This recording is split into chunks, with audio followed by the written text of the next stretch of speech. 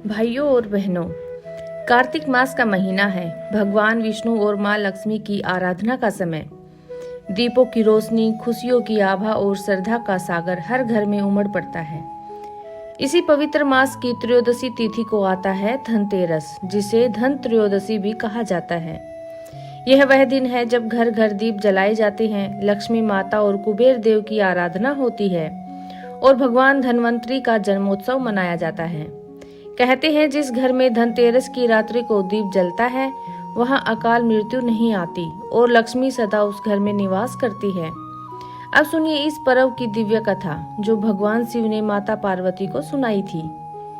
एक दिन माता पार्वती जी ने भगवान शिव से विनम्र होकर कहा, प्रभु बताइए ऐसा कौन सा उपाय है जिससे कोई स्त्री अपने पति की अकाल मृत्यु से रक्षा कर सके, जिसे सुहाग अमर रहे और परिवार में सुख समृद्धि बनी रहे। भगवान शिव मंद मुस्कुराए और बोले, देवी तुमने बहुत पवित्र प्रश्न किया है। आज मैं तुम्हें वह कथा सुनाता हूँ जिसे सुनने से मृत्यु भी टल जाती है। यह कथा है राजा हेम और उसकी रानी की। बहुत समय पहले एक हेम नामक राजा था, धर्मात्मा, न्याय प्रिय और प्रजा वत्सल। उसकी रानी भी अत्यंत सती, साध्वी और पतिव्रता थी। लंबे समय तक उन्हें संतान नहीं हुई। दोनों ने अनेक व्रत किए, यज्ञ किए, तप किया।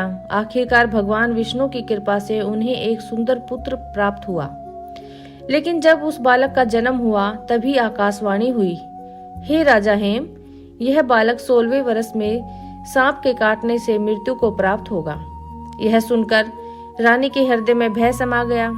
राजा ने ज्योतिषियों से सलाह ली, परंतु नीति का लेख मिटाया नहीं जा सकता।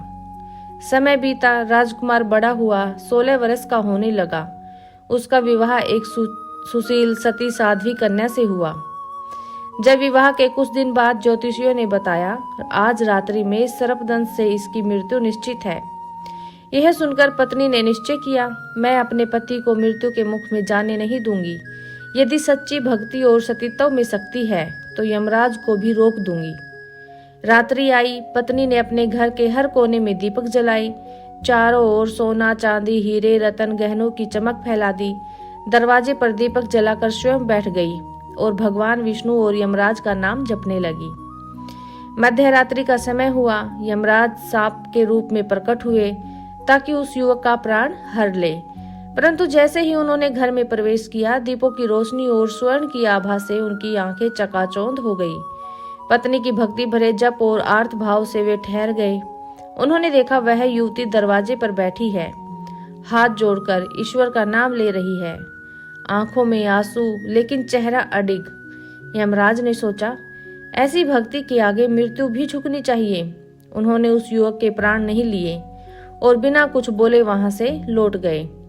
अगले दिन चित्रगुप्त ने पूछा, प्रभु क्या आपने राजा हेम के पुत्र का जीवन ले लिया? यमराज बोले, नहीं चित्रगुप्त, मैं उस बालक को नहीं ले सका। उसकी पत्नी की भक्ति, दीपों की ज्योति और सतीत्व की शक्ति ने मृत्यु को भी रोक दिया।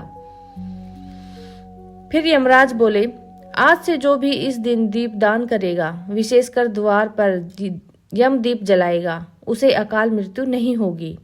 इसलिए इस दिन को कहा गया है धनतेरस, क्योंकि इस दिन दीपों और धन से मृत्यु को भी मात दी गई है। अब सुनिए, इसी त्रयोदशी तिथि को भगवान धन्वंतरी का जन्म हुआ था। जब देवता और असुरों ने समुद्र मंथन किया तो 14 रत्न निकले, जिनमें अंतिम और सबसे अमूल्य रत्न थे धन्वंतरी भगवान, जो हाथ में अमृत कलश लिए हुए समुद्र से प्रकट हुए। उनके दर्शन मात्र से रोग मिट जाते हैं, इसलिए इस दिन आरोग्य देव धन्वंतरी की पूजा की जाती है। धन्वंतरी भगवान विष्णु का अवतार है जो समस्त रोगों को नष्ट करते हैं। इस दिन आरोग्य की कामना करना है और ओम धन्वंतराय नमः का जाप कर अत्यंत शुभ माना गया है। इसी दिन कुबेर देव जो धन के अधिपति हैं और माता लक्ष्मी जो धन और समृद्धि की अधिष्ठात्री देवी हैं, दोनों की संयुक्त पूजा की जाती है। कहा जाता है कि एक बार देवताओं ने लक्ष्मी माता से पूछा, माता आप किस घर में निवास करती हैं? लक्ष्मी माता बोली, मैं उसी घर में जाती हूँ जहाँ स्वच्छता, श्रद्धा और सत्कर्म हो, जहाँ दीपों की ज्योति जलती हो और जहाँ भगवान का नाम लिया जाता हो। इसलिए धनतेरस से लेकर दीपावली तक घर की सफाई, दीप सज्जा और लक्ष्मी पूजन का विशेष महत्व है। आइए अब धनतेरस की पूजन विधि बताते हैं।